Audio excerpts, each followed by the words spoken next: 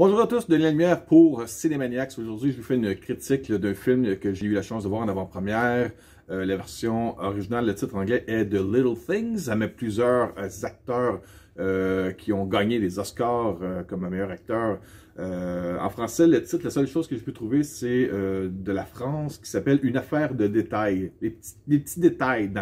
On porte très attention aux petits détails dans ce film-là, puisque c'est un film d'enquêteurs, comment les enquêteurs travaillent. Si vous écoutez beaucoup de séries d'enquête ou de films de ce genre, je vous dirais que le film n'est pas, en tant que tel, l'histoire n'est pas une grande révolution, mais le jeu des acteurs en vaut grandement la peine. Je vous lis un peu l'histoire que j'ai pu trouver sur le site de Warner Bros. En France. Alors, ça dit, les acteurs oscarisés, Denzel Washington, qu'on a vu dans Training Day, Glory et plusieurs autres films, Rami Malek de Bohemian Rhapsody, et qu'on va voir aussi dans le prochain James Bond comme le méchant, et Jared Leto dans Dallas Buyers Club, il a fait le Joker récemment, il a joué aussi dans Blade Runner 2049. Il partage l'affiche du thriller Une affaire de détails, écrit et réalisé par John Lee Hancock, qui a fait The Blind Side, Dans l'ombre de Marie, La promesse de Walt Disney, et Le Fondateur, un film que j'adore beaucoup, Le Fondateur. Synopsis, en gros, ça dit, alors que le shérif adjoint, interprété par Denzel Washington, est envoyé à Los Angeles pour une simple mission, il se retrouve mêlé à la traque d'un tueur en série qui terrorise la ville. Impressionné par l'intuition de Deck, le sergent Jim Baxter, interprété par Rami Malek, du LAPD, en charge de l'enquête, sollicite son aide à titre officieux. Pourtant, à l'insu de Baxter, l'enquête qui mène révèle des aspects troubles du passé de Deck, enfui depuis longtemps. Le personnage de Denzel Washington, je pense qu'il revient 5 ans dans une ville où il a travaillé auparavant, il s'était passé de quoi, et ça... C'est un peu le côté troublant de l'histoire, en plus de l'enquête qui se passe après un meurtre. C'est désormais l'enquête elle-même qui est menacée.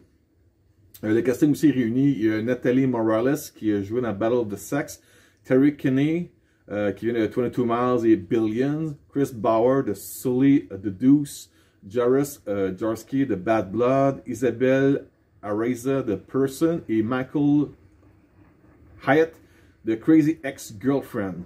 Moi, ce que je veux dire, c'est j'ai remarqué qu'il y a 2 acteurs là-dedans qui jouent aussi dans True Blood, qui est aussi une série produite par HBO et Warner Bros.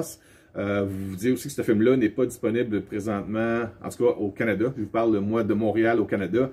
Mais puisque les cinémas sont malheureusement fermés dû à la terrible malheur de 2020 qui se poursuit en 2021. Mais on peut le voir, les gens aux États-Unis qui sont abonnés à HBO Max l'ont via la chaîne en streaming, et dans certaines salles de cinéma à l'extérieur des États-Unis, là où c'est ouvert, le film peut être disponible, et également, je pense qu'il devrait être disponible en location sur différentes applications en ligne, un peu comme ce qui s'est passé avec Wonder Woman 1984. En gros, ce film-là, je vous dirais que la force de ce film-là, c'est le jeu, l'interprétation des acteurs dans le film. On se nourrit de chaque scène qui se passe entre la plupart des acteurs, même si c'est pas les têtes d'affiche. Les gens travaillent très bien devant l'écran, interprètent très bien chacun des personnages. Le film à la fin est comme troublant. Je vous dirais pas que ça finit mal, mais il y a comme sans penser tout le temps, voir en avant et de deviner ce qui va se passer. Je vous dirais que dans ce film-là, c'est pas une grosse surprise, mais sans vouloir choquer les gens, on réussit à livrer quelque chose qui va surprendre un peu à quelque part dans le film. Je vous dirais, Denzel Washington est égal à lui-même, toujours aussi bon, aussi charismatique devant l'écran. Rami Malek travaille très bien, réussit à se séparer un peu de ce qu'on a vu dans Bohemian Rhapsody, fait un peu comme le nouveau, pas la jeune recrue, mais le gars qui a un peu moins d'expérience, mais qui en même temps est dévoué à son travail. Et Jared Leto est weird, et une démarche bizarre, sans être épeurant. Un physique un peu modifié. Il doit avoir des prothèses qui change un peu la physionomie de son corps, parce que là-dedans, on voit Jared Leto avec les cheveux longs, gras, sales, une face un peu maquillée, où est-ce on lui donne un genre de teint pas très très santé. Là. Il n'y a pas l'air d'un gars qui va à la plage et profiter du soleil. Il y a de l'air plus d'un gars sombre, et même dans le film, on voit qu'il y a des activités un peu louches. Qu'est-ce que je pourrais vous dire d'autre? Moi, je vous dirais, attendez-vous pas à une grosse histoire. Là. On ne regarde pas un film d'action. Il n'y a pas des poursuites de voitures.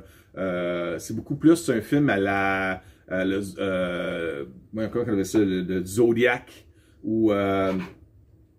qu'est-ce qu'il peut y avoir d'autre? Un peu la part de ce qu'on voit dans Law & Order ou CSI. Sans avoir le côté technique futuriste là, des salles de police avec des ordinateurs partout. C'est très, très de base. C'est dans une petite ville américaine. Ça se passe aussi dans... Je me rappelle pas si c'est vraiment spécifié, mais d'après le look des voitures qu'on voit, ça se passe à la fin des années 80, début 90. Mais on dit pas telle date, telle heure, il se passe de quoi. C'est pas vraiment ça. C'est pas comme Law & Order où est-ce qu'on va marquer exactement où se passe chaque événement. Le travail du film, c'est vraiment l'émotion que vous allez vivre au travers du jeu des acteurs. C'est vraiment ça, la force du film. C'est un film, on dirait, qui est tourné pour aller chercher le côté dramatique et l'attention que les gens de l'Académie recherchent souvent pour avoir des nominations aux Oscars. Alors, c'est un peu plus dans ce genre de film-là. J'ai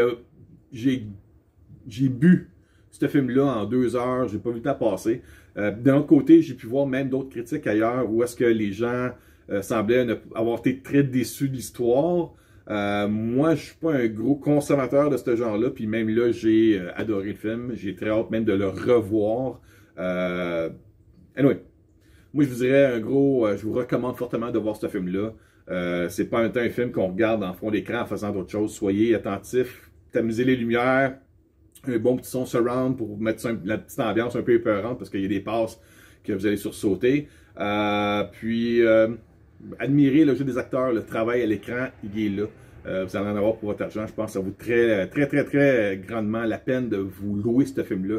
J'ai pas encore l'information pour le prix de la location, de quelle façon exactement vous pouvez vous le procurer, ou même peut-être d'attendre lorsque le film sera disponible en Blu-ray 4K. Je pense que ça va valoir la peine. Moi, c'est le genre de film que j'ai très hâte de revoir. J'ai adoré ce film-là, puis j'ai hâte de revoir peut-être pour même voir un peu les choses qui sont peut-être cachées dans le film, qui montrent des signes où est-ce que ça s'en va, puis que je n'avais pas remarqué peut-être au premier visionnement. Alors là-dessus, mon nom de la lumière pour Cinémaniacs pour une critique de The Little Things qui met un brio d'acteur à l'écran. Je vous conseille ça fortement. Merci beaucoup. Bonne journée.